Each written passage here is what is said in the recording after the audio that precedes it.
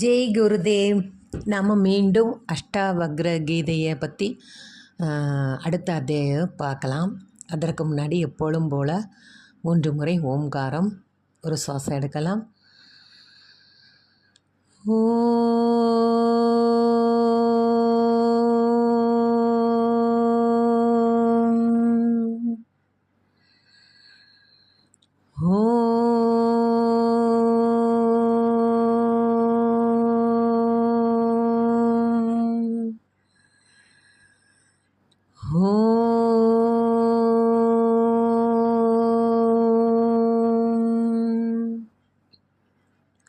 இந்த பூமி தாய்க்கும் நம்மளை பெற்ற தாய் தந்தை இருக்கும் நம்மளோட அனைத்து முன்னோர்களுக்கும் இந்த பிரபஞ்ச சக்திக்கும் உங்களது சரீரத்திற்கும் அஷ்டாவக்ரருக்கும் ஜனகர் மகாராஜாக்கும் நம்மளோட குருதேவருக்கும் ஒரு நன்றி கலந்த பக்தியோட பாவனையோட ஒரு நமஸ்காரத்தை தெரிவித்துக் கொள்ளலாம். அகிலத்தை ஆளும் இறைவனே, எனையாளும் தலைவனே, நிந்தன் பதமலர் பணிகின்றேன். என்னை யார் என எனக்கு உணர்த்த சக்தி கொடு. என் அகத்தையும் புறத்தையும் நிரம்பி இருக்கின்ற இந்த மாய இருளை நீக்கி நிந்தன் அருள் எனும் ஞான ஒளி பெற உடலையும் உள்ளத்தையும் தூய்மையாக்கு. கருணையின் பிறப்பிடமே, எமது பிறவிப்பினி தீர்ந்து பிறவா நிலை பெற்றுய வழிகாட்டு. எமது வாழ்வின் பாதை வெற்றி பாதையாக்க நிந்தன் அருள் ஒளியே கூட்டு. தினம் சோர் தினம் தின்று கூடிப்பின் பிரினி குளத்தொழில் மாற்றி ஏகனாய் அநேகனாய் எங்கும் நிறைந்து நிற்கின்ற எனது திருவடியில் நாங்கள் ஆத்ம சமர்ப்பணம் செய்கின்றோம். இறைவா, பக்தியோடு அன்போடு தயவு கூர்ந்து எங்களை ஏற்றுக்கொள்வாயாக. சரிங்க, இப்போ நாம் பார்க்கக்கூடிய அத்தியாயம் 14. குருவோட அருள்னாலையும் ஆசீர்வாதத்தினாலையும் உங்களோட ஒரு கருணையினாலையும் அடியேன் 14 அத்தியாயம் இப்போ சொல்கிறதுக்கு பாக்கியம் பெற்றேன். 14 அத்தியாயத்தோட தலைப்பு என்னென்னா, அனைத்து சஞ்சலங்களையும் விட்டு விடுங்கள். ஹெட்டிங்கே ரொம்ப அழகாக இருக்குல்ல? சரியா? இந்த அத்தியாயமும் 2 பகுதியாக வரும். இது பாகம் 1. சரி, அத்தியாயத்தில் நமக்கு குருஜி என்ன சொல்கிறாருன்னா, அறிதலில் 2 வகை இருக்குங்கிறாரு. அறிதல் அப்படின்னா அது நமக்கு எப்படி அறிதல் தெரியும்னா, மனசும் புத்தியின் மூலமாக நம்ம சிலவற்றை அறிந்து கொள்கிறோம். அதாங்க தெரிந்து கொள்கிறோம். ரொம்ப கன்ஃபியூஷன் ஆக வேண்டாம். சரியா? எதனால்? மனசோடையும் புத்தியும் ப்ளஸ் 2 சேர்ந்து. மனசு ஈடுபட்டால் தானங்க புத்தி வேலை செய்யும். புத்தி மட்டும் வேலை செஞ்சு மனசு ஈடுபடலைன்னா ஒன்றத்தையும் தெரிய முடியாது இல்லையா? அதனால் மனம் ப்ளஸ் புத்தி 2ஐயும் வச்சு தான் நம்மளால் எல்லா விஷயத்தையும் அறிய முடியும். ஓகேங்க, இதில் 2 வகை இருக்குது. இந்த புரிந்து கொள்தல், இந்த அறிதலில் 2 வகை இருக்குது. என்னென்னா, இது நல்லது, இது கெட்டது. Simple matter. மனம் என்ன சொல்லும்? திடீர்னு இங்கே போகணுன்னு நினைக்கும். புத்தி என்ன சொல்லும்? வேண்டாம் வேண்டாம், அது நல்லா இல்லை, கெட்டது. ஒரு மனுஷங்களை பார்க்கும் போது நல்லவனா கெட்டவனா என்னமோ நம்ம பெரிய பிரம்மஞானி போல் ஜட்ஜ்மெண்ட் பண்ணுவோம். பார்த்துருக்கீங்களா? அப்போ எல்லாமே இந்த மனம் புத்தினால் வரக்கூடிய செயல்களினால் நம்ம இதெல்லாம் சொல்கிறோம். இதெல்லாம் ஒரு கருத்துகள் தானேங்க.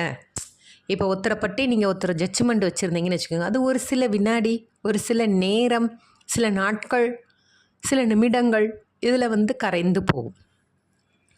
இது எல்லாமே ஒரு வெறும் கருத்துகளால் நாம் சொல்லக்கூடியது தான்.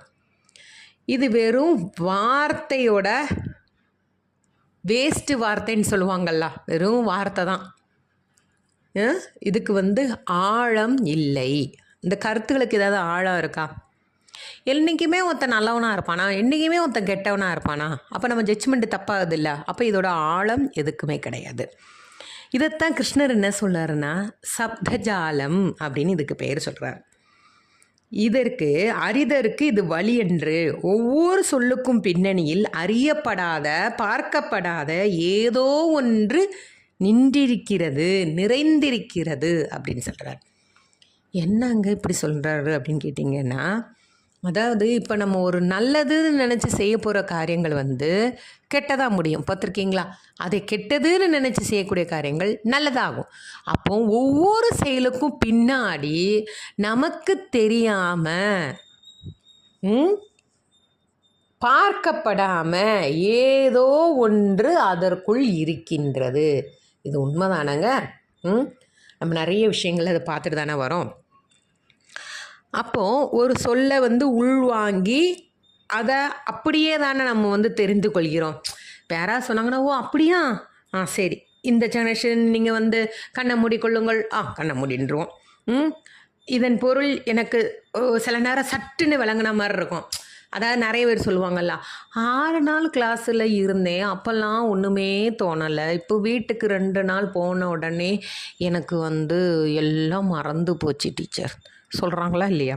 அதே மாதிரி தான் எத்தனை வருஷங்களாக நமக்கு போதித்தாலும் அதையே பின்பற்றி வந்தாலும் அப்புறம்தான் அதை வந்து கண்டுகொள்ள முடியும் என்று சிலர் வந்து என்னிடம் வந்து சொல்கிறாங்க. அதாவது குருஜிட்ட என்ன சொல்கிறாங்கன்னா, நான் 2.5 வருஷமாக இதை பண்ணிகிட்ருக்கேன், நீங்கள் எல்லாருக்கும் சொல்கிறீங்க, நானும் கேட்குறேன், நானும் கற்றுக்கிட்டேன். ஆனால் இது வந்து அவங்கள்ட்ட வந்து யார் சொல்கிறாங்களாம்? குருஜிட்ட வந்து மக்கள் சொல்கிறாங்களாம். அந்த வார்த்தையின் பொருள் வந்து எங்கே இருக்கும்? உள்ளுக்குள் முகிழ்த்து இருக்கும்.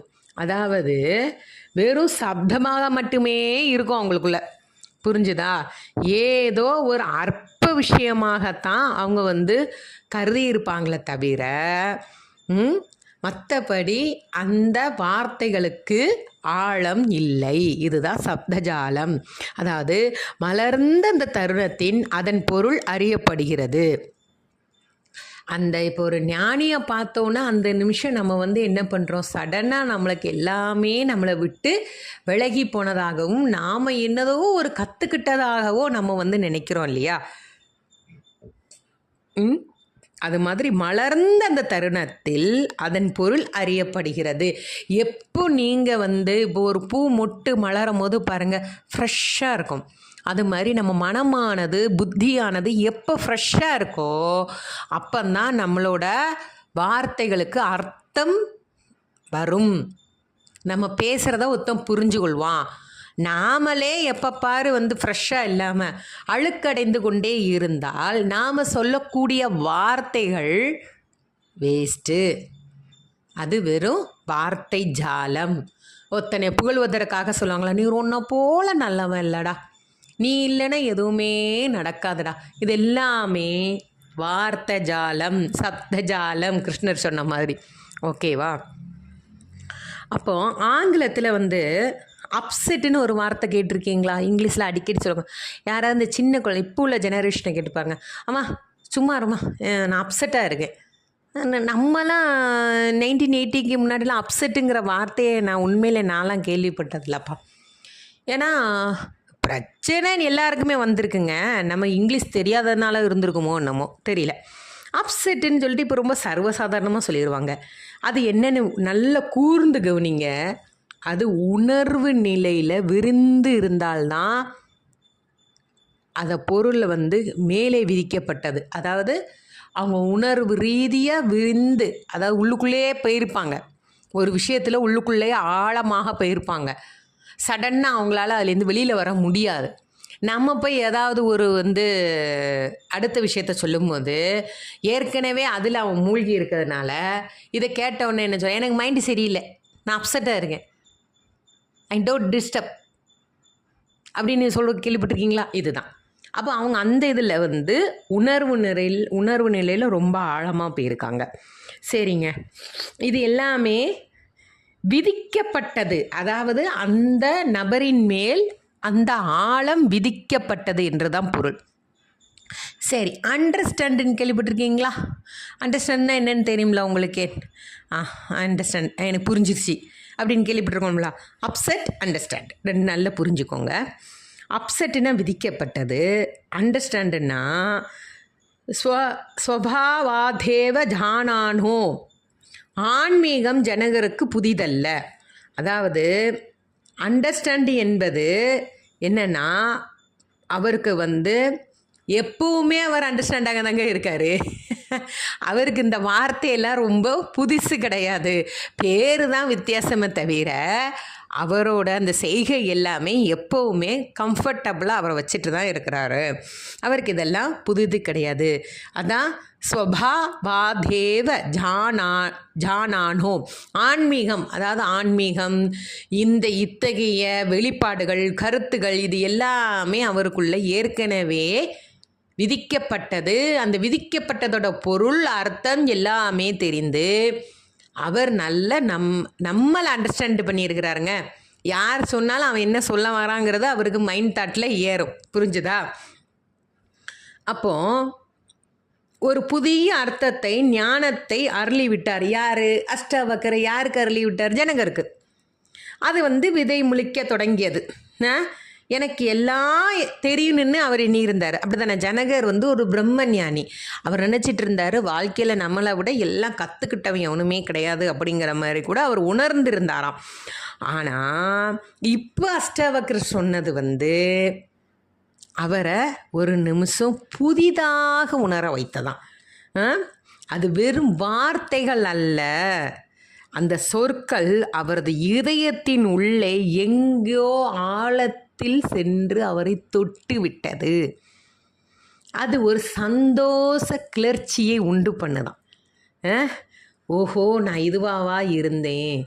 இப்போ எக்ஸாம்பிளுக்கு எடுத்துக்கோங்க, நம்மளோட குருஜியோட இந்த சத்சங் அதெல்லாம் கேள்வி கேட்பாங்க, பார்த்துருக்கீங்களா? சில கேள்வி பதில் நமக்கே அந்த பதிலோட இது நமக்கு சொல்லப்பட்டதாக இருக்கும். நல்ல கூர்ந்து கவனிங்க. நான் நிறைய அது மாதிரி லைஃப்பில் அனுபவிச்சிருக்கேன். எதை நம்ம கேட்கக்கூடிய கேள்வி இன்னொருத்தன் கேட்ட மாதிரி இருக்கும்.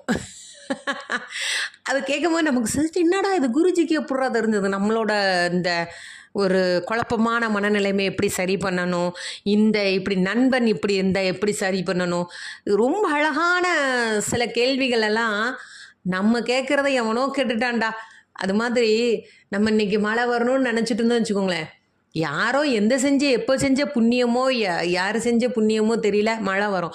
ஒன்றே நினச்சி, நல்ல வேலை நம்ம கடவுள் நம்ம சொல்கிறத கேட்டுட்டாரப்பா. அது மாதிரி தான் ஏற்கனவே அண்டர்ஸ்டாண்டாக இருந்தவர் தான் ஜனகர் மகாராஜா. ஆனாலும் அவருக்கு இப்போ புதிதாக ஒரு கிளர்ச்சியை உண்டு பண்ணும் விதமாக அஷ்டாவக்கரோட சொற்கள் இருந்தன. அப்போ இதுதாங்க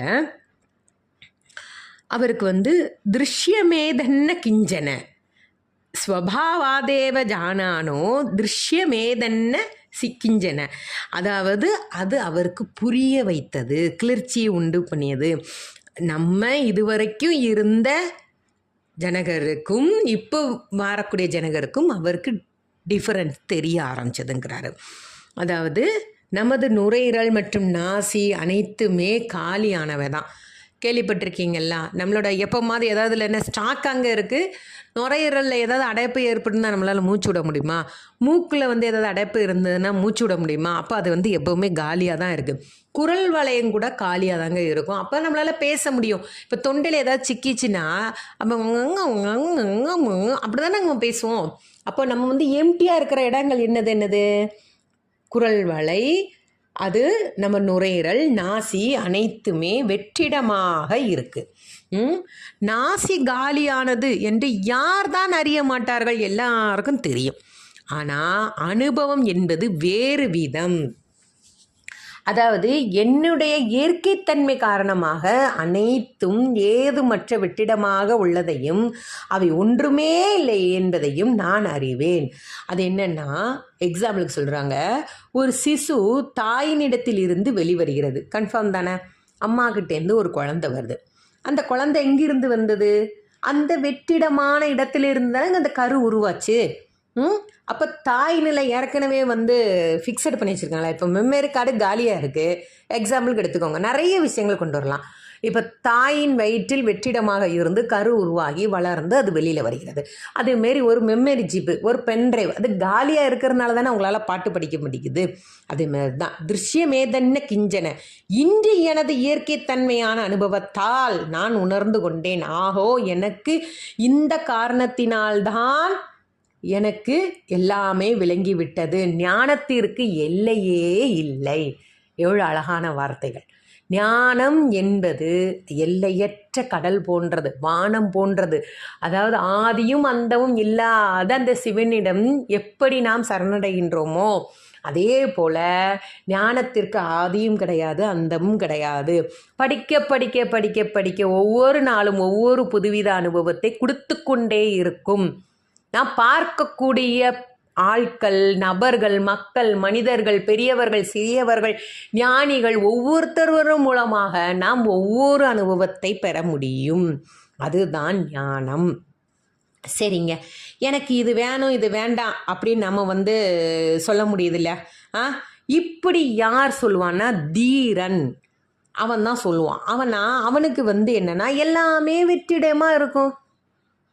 அவன் எப்போவுமே காலியாகவே நம்மளை வச்சுட்டு இருப்பான். காலினா என்னன்னா நம்ம மனசுக்குள்ளே ஸ்டோரேஜ் பண்ணிகிட்டே இருக்கக்கூடாதுங்கிறது தான் அதை சொல்கிறாரு.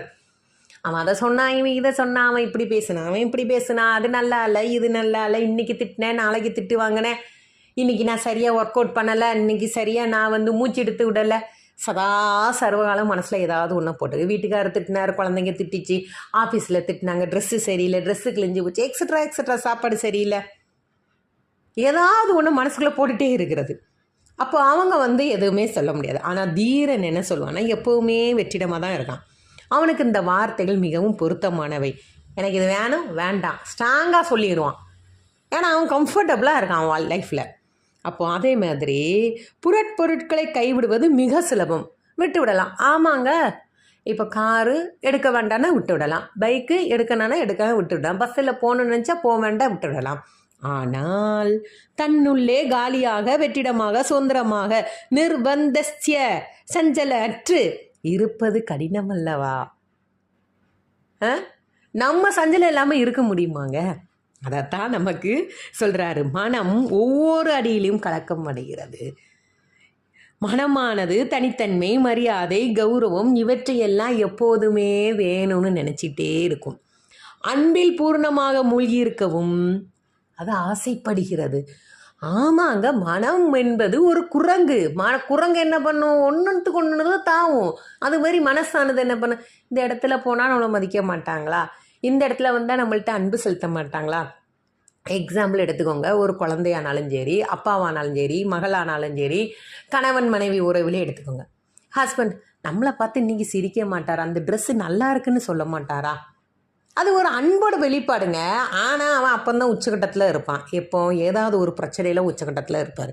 அதேமாரி கணவனும் எதிர்பார்ப்பான் மனைவியிடத்தில். இன்றைக்கி சாப்பாடு ஒழுங்காக செய்ய மாட்டாளா, இன்றைக்கி ஏதாவது கேட்காம இருக்க மாட்டாளா? இப்போ ஜெனரேஷன் அப்படி தாங்க வருது. அதனால் அன்பு என்பது அது ஒரு உன்னதமான வார்த்தை. அந்த அன்பு யார் இடத்துலேருந்துனாலும் வரதற்கு அந்த மனமானது ஏங்கும். அப்போ அந்த அன்பு என்ன பண்ணும்? மரியாதை, நெருக்கம் எல்லாமே கேட்கும். அதனால் என்ன கேட்க என்ன பண்ணும்? சண்டை வரும், சச்சரவு வரும். அந்த இன்னொருத்தரோட அன்புக்காக நாம் எல்லாத்தையுமே தியாகம் செய்வோம். நமக்கு பிடிச்சதை கூட விட்டு கொடுத்துருக்கோம், பார்த்துருக்கீங்களா? அது எத்தகைய அன்பாக இருந்தாலும் சரி. அப்போது தேவைகளும் சரி, அது தவறு, நல்லவை, கெட்டவை என்ற எண்ணங்கள், கருத்துகள், இப்படியெல்லாம் போராட்டங்கள் நமக்குள்ளே வந்துக்கிட்டே இருக்குன்னு சொல்கிறாரு. நம்மளோட தேவைகள் கூட நம்ம மனசில் வந்துச்சுன்னா, அச்சோ இது நல்லதா, நம்ம தப்பாக நினச்சிட்டோமோ, நம்ம கேட்டது தப்பாக எடுத்துக்கிட்டாரோ, இப்படியெல்லாம் நம்மளோட ஆள் மனசில் நம்ம அதை நினச்சி நம்ம கவலைப்பட்டுட்டே இருக்கோம். யாராவது உங்களுக்கு சங்கடம் கொடுத்தாங்கன்னா, யாராவது நேசிக்கலைன்னா அவங்களுக்கு நாம் சங்கடம் கொடுக்குறோமா இல்லையா? கண்டிப்பாக கொடுப்போம். இப்போ நாம் பழி வாங்கணும்னு என்கிற எண்ணம்லாம் நம்மள்ட்ட இருக்காது. யாராவது நமக்கு வருந்தத்தக்கன்னு செஞ்சுட்டாங்கன்னு வச்சுக்கோங்களேன், நாம் அதே ஃபீலிங்கில் உட்காந்துருப்போம்ல. அப்போ அதே பாவனையோட நம்ம அனுபவத்தோடு நம்ம நடந்துகிட்டே இருக்கும் போது ஆப்போசிட்டில் இருக்கிறவங்களுக்கு கண்டிப்பாக சங்கடம் வரதானங்க செய்யும். நம்ம என்ன அழிகிறப்புற வச்சு அழிக்கவா முடியும்? நீ என்னை சங்கடப்படுத்திட்ட, சரி ஓகே நான் அழிச்சிட்டேன் அப்படின்னு சொல்கிறதுக்கு, இல்லை கம்ப்யூட்டரில் டெலீட் பட்டன் இருக்குமே, டக்குன்னு அடிச்சோன்னு டெலீட் ஆகிற மாதிரி இருக்கிறதுக்கு சஞ்சலங்களால் உடனே விட்டுற முடியுமாங்க? ஆனால் அது மாதிரி தான், நேசிப்பவர்களை வெறுக்க முனைய வேண்டாம், வெறுப்பவர்களை நேசிக்க தேவையில்லை. எல்லா சமயமும் ஒரு கோட்பாடுகள், தத்துவங்கள் எல்லாமே இருக்குது. வெறுப்பவர்களை நேசிக்குமாறு கூறுகின்றன. எல்லாமே அப்படி தானே சொல்கிறாங்க. இப்போ நம்ம குருஜியை எடுத்துக்கோங்க. மனிதர்களையும் சூழ்நிலையும் அவ்வாறே ஏற்றுக்கொள்ளுங்கள். எப்படிங்க ஏற்க முடியும் அப்படின்னு தானே நிறைய பேருக்கு கொஸ்டின் இருக்கு. அவன் எப்போ பார்த்தாலும் என்ன திட்டிகிட்டே இருக்கான், இவன் எப்போ பார்த்தாலும் என் சூழ்நிலையை புரிஞ்சுக்காம ஃபோன் பண்ணிகிட்டே இருக்கானே லூசு பயலே அப்படிங்கிற மாதிரிலாம் நம்ம மனசு சொல்ல தானங்க செய்யும். ஆனால் நிறைய தத்துவங்கள், நிறைய புஸ்தகங்கள், ஞானியர்கள், குருமார்கள் என்ன சொல்கிறாங்க, அப்படியே நேசிக்க கற்றுக்கொள். எவ்வளோ அழகாக ஈஸியாக சொல்லிட்டாங்க இல்லையா? அப்போ அவர்களை நேசிக்க வேண்டாம் என நான் கூறவில்லை. அங்கு வெறுப்புணர்வு இருக்கிறது என்றால் அது இருக்கிறது தான். வெறுப்பை அந்த மனிதரிடமிருந்து பிரித்து விடுங்கள் அழகாக சொல்கிறாரு. அதையும் கவனிங்க. உங்களுக்குள்ள என்ன நடக்குது? அவன்கிட்டேருந்து நம்ம ஒரு வெறுப்பு இருக்குல்ல, ஒருத்தனை பார்த்தாலே வெறுக்குதுலங்க, அந்த மனுஷனை பாருங்க, உள்ளே கவனியுங்கள். அவனிடம் இருந்து நீங்கள் என்னத்தை வெறுக்குகிறீர்களோ அதை களைந்து விடுங்கள் அப்படின்னு சொல்கிறாரு. சூப்பராக இருக்குல்ல? அப்போ நீங்கள் அப்படி களைய என்ன பண்ணுவீங்க? ஏது மற்ற வெற்றிடமாக நீங்கள் ஒரு தீரன் போல உருவாகலாம். வெறுப்பதற்குன்னு ஒன்றுமே கிடையாது. இன்னும் நிறைய வெறுக்கிறத பற்றிலாம் நிறைய சொல்லியிருக்கிறாரு. மீண்டும் அடுத்த அத்தியாயத்தில் சந்திப்போம். அடையாளம் இன்றி, அதாவது அனைத்து சஞ்சலங்களையும் விட்டு விடுங்கள். நமக்குன்னு ஒரு தீரன் போல் நாம் வாழ்க்கையில் வாழ்வதற்காக சில உதாரணங்கள் எல்லாமே அடுத்தடுத்த பகுதியில் பார்க்க போகிறோம். மீண்டும் அடுத்த பகுதியில் சந்திப்போம். ஜெய் குருதேவ். லோகா சமஸ்தா சுகினோ பவந்து. லோகா சமஸ்தா சுகினோ பவந்து. லோகா சமஸ்தா சுகினோ பவந்து. ஓம் சாந்தி சாந்தி சாந்தி.